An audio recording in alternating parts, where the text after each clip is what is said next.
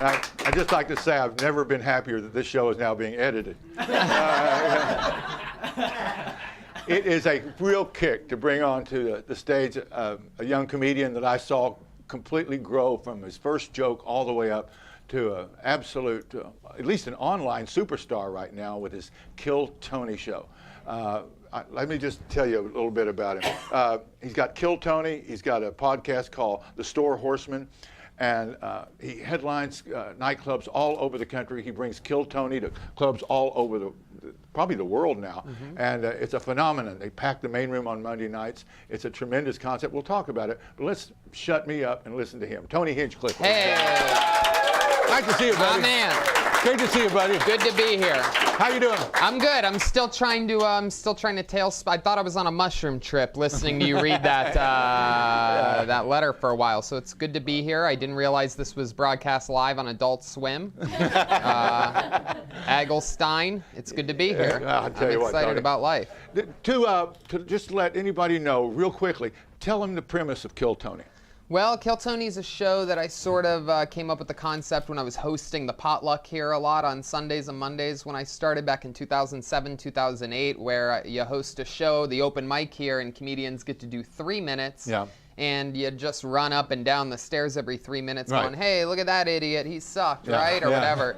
And or sometimes I would give someone a note on their joke to make it work. You know, Right. if you said the punchline at the end, it'd actually get a laugh Yeah, or whatever. yeah. And so instead of just doing that, I said, everybody else is making a podcast. I want to make a podcast, but I want it to be in front of an audience like what you've done here Yeah. with this show.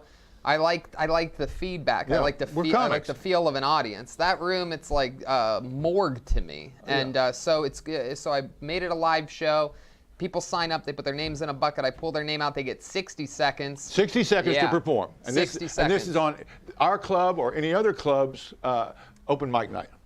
Yes. Okay. It's, every Monday here at the Comedy Store, and we do it we do it all around the world Yeah. at different places, theaters and giant venues and big comedy clubs, and it's a lot of fun. It keeps it fresh for me. I don't So ever a have new to. comic will come running on stage, do his 1 minute, and then you. And then we interview them afterwards for like somewhere between 5 to 8 minutes, depending on how interesting they are. I find out more about them. Like it sort of goes from being they go from being a performer on the show to a guest on the show right at the end of their 60 seconds. So we find out more about them. I try to ask questions that something in my instinct makes me wonder about them or whatever, and ends up being a lot of fun. We find all these interesting people, like Preacher Lawson was on this show, 5 or 6 years ago when it started, and now he's a huge talent. Same with Drew Lynch was in the bucket. Like it's a great way to find real up-and-coming comedians. And What about the freaks? What about the freaks? Oh, that too. I mean, exactly. At least half of them are absolutely insane people that you'll never see again. So, you get a taste of both worlds. You get the people that are great and the people that are horrible. Who are your favorite freaks?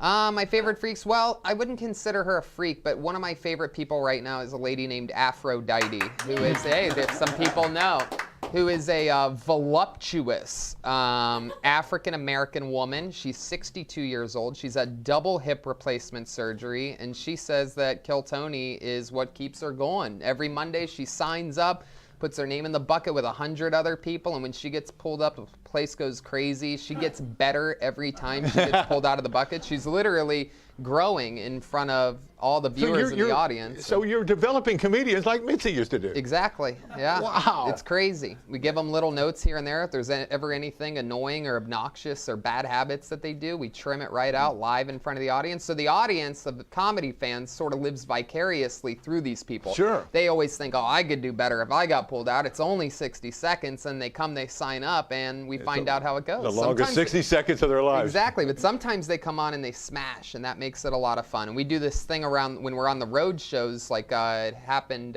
recently in a show in Portland called The Golden Ticket, where if they give an unbelievable performance in the 60 seconds and the interview is just insane. This guy was a big, obese pro wrestler, and all of his answers were funny, and his whole set was funny.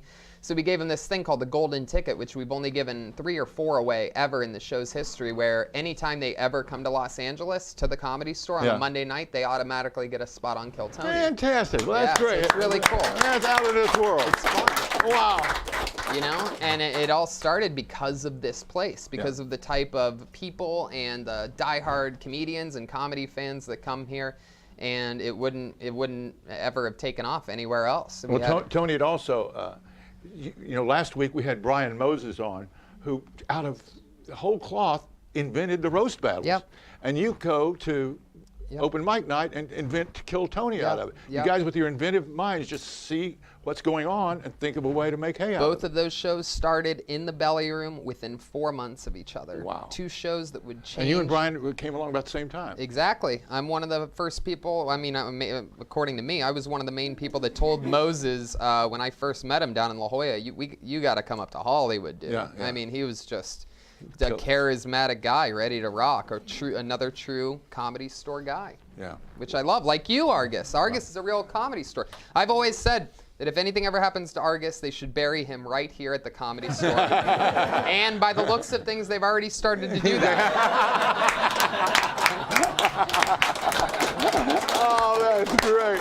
Got you here, deep in this basement. No, I want my ashes scattered on the Cotton Bowl, all right? Oh, so whenever okay. Texas beats Oklahoma, it's over my dead body. All right.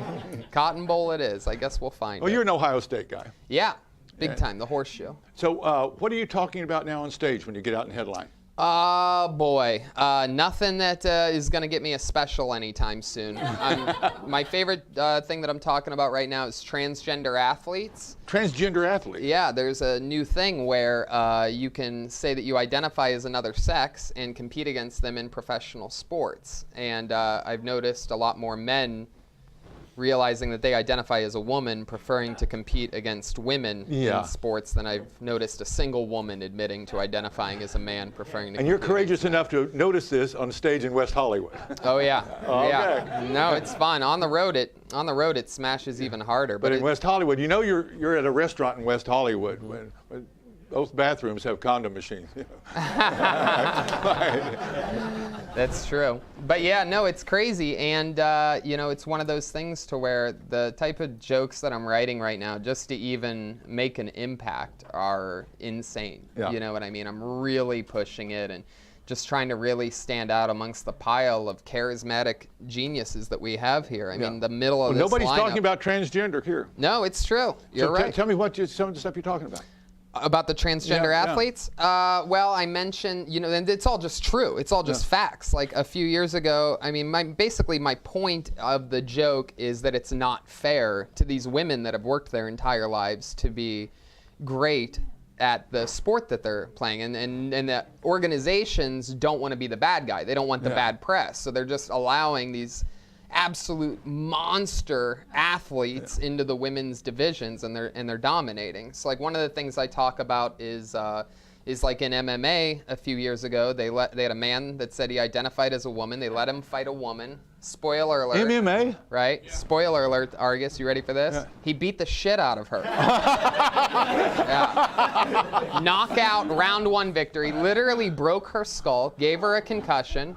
Yeah, you hear the gasps? This is real. If OJ could have just waited 25 years, I'm telling you. there would have been an outlet. I love it. Could have played a little one-on-one football with her. God. There's also, I'll tell you this too, there's also the new professional cycling women's champion spent 30 years of her life as a man. 30 years. Competing in cycling, oftentimes finishing like 40th place or 45th or 35th, somewhere in there, and then at some point he realized he was a woman. When he went off to steroids? But I mean, imagine that, right? He realized he was a woman. So he had to change his bicycle, right? Right. He has, now she's on one of those tandem beach cruisers, just passing by all the opponents. It's like, hey, want to jump on the back? You might get second. There's other parts that are very dirty. I don't know if we could air them here on Facebook, right? No, this is YouTube. Say anything? You can say anything you want. Go ahead. Really? Yeah, go ahead. I mean, my only hope for this female cyclist, right, is that she's having a little fun, because they don't make you get an operation or anything like that. Really? All you have to say is that you You identify can be a woman cyclist with a penis on you. a giant dick. You could just have a huge meat stick, and they're not measured. There's no rules. There's no regulations. So my only hope that this new female cyclist that's out there dominating is having a little fun, right? I hope she's talking shit when she's passing by those other female cyclists. Oh, yeah. Right? Just pedaling by, just like, hey, suck my dick. Just having fun with it. Just got to enjoy the process, right? So fun, man. So what else are you talking about? Anything else? I talk about being married now. I'm Yeah. a newly married guy. I have some nice things to get the audience on my side in the beginning, or I talk about being married and my amazing Australian wife. Australia? Yeah, which is crazy. You know, things are different over there. Really? Yeah, we find these little loopholes in which our brains don't see the same things sometimes. Like I drove by a Chick-fil-A with her a few days ago, and she's like, hey, what's that place? They're always busy. I go, it's a Chick-fil-A. They're famous for their chicken sandwiches. And she goes, what do you mean chicken sandwich? Really? And I'm like, what the fuck do you mean what I mean, a chicken sandwich, right? It's a chicken sandwich. It's a chicken breast on a burger bun, a chicken sandwich. She's like, haha, that's not a chicken sandwich. That's a chicken burger. Right? And I'm like, no, right? If you had a bunch of raw chicken meat, you shape in the form of a patty, and you season that, and you grilled that, and you put that on a burger bun, maybe, right? But a chicken breast on a burger bun here in America, the country that decides what the fuck is what, it's a goddamn chicken sandwich. She was just laughing it up. She thought it was the funniest thing. Well, She kept I'm glad, pushing it. She goes, everything on a burger, bun's a burger. I'm like, all right, so let's say you got hungry, made yourself a peanut butter and jelly sandwich, only to find out you ran out of sandwich bread. All you have to put it on is a fresh burger bun. The fuck would you call that? She looked me right in my eyes. No doubt about it that there's a peanut butter and jelly burger.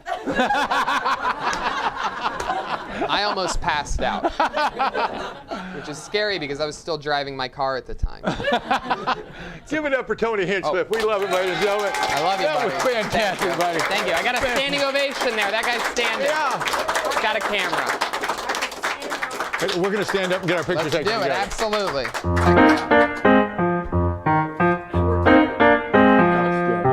Thank you. Thank you. Real Give it pleasure. up again for Tony Hinchcliffe.